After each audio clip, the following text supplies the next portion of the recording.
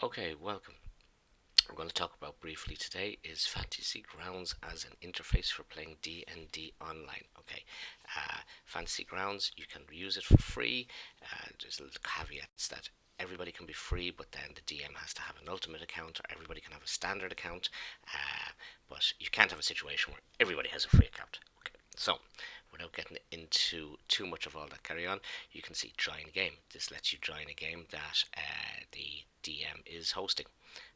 We'll talk about these load campaigns and demo campaigns in detail in some other video.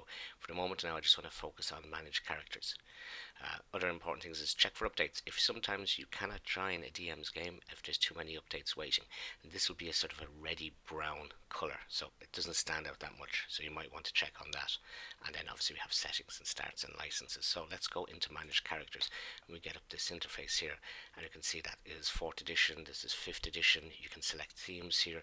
It'll also show you current games that you're playing in. You cannot modify these characters. That's to stop you buffing your characters illegally between sessions.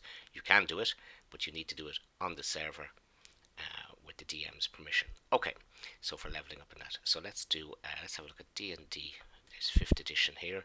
There's a bit of a license if you want to see it, and you can pick a theme here if you want to. Doesn't really matter. So let's click in and starts up the interface. I said Fantasy Grounds is not a web-based application. So here we go. So we're going to get some campaign set up. You can load modules and stuff as you go. This is your library button, which loads it up here. And you can say show and load. I want to see these or not. Let's quickly flick through these. So the modules, it's saying core rules, 5th edition basic rules, and that. And let's just finish. Wizards of the Coast do have some rule sets and some character sets available free of charge that you don't have to buy the player's handbook, which is quite nice. So there are some stuff out of the box that you don't have to buy, and even if you there's a lot of issue about whether you've bought the hard copy of the player's handbook and now you're going to have to buy the electronic version. You don't have to buy the electronic version to use Fantasy Grounds. You can use the free core sets of rules and characters that Wizards of the Coast let everybody use, or you can create your own ones. It just means you have to manually add in your spells and weapons and your stats, but it is doable. It's a bit frustrating, but it is doable.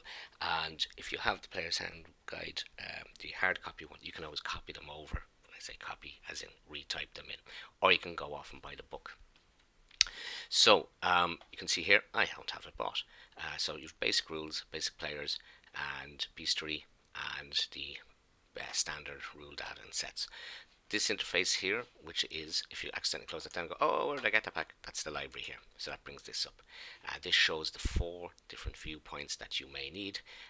GM, player, create character, or everything. And if you click between these, it just changes these available toolbars here on the right. It doesn't really do anything else. And it's just trying to give you a focus for what you're doing. And you can switch on. So in create player character, you can see races ticked, but notes aren't. Well, if I want to have that notepad available there. So that's all that does. These are just shortcuts. And this shows you the different modules that are there.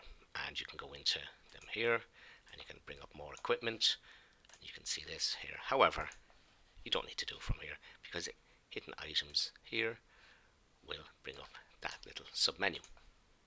So what do we want to do? Well, we want to create a character, and we're trying to keep these at about 5 minutes or so. So we're just going to show you here. So here is our toolbar here. Here's a character creation one. You can see there's some characters already on my local drive here that I have, and I can download them and mess them around and upload them. And these are all XML files, which you can directly edit if you're crazy enough to, or you can edit them through the interface. Just before we wrap up this video, I'm going to start the next one with player creation, character creation.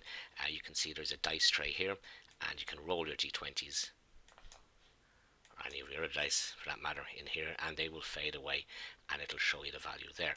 And you have a little chat window.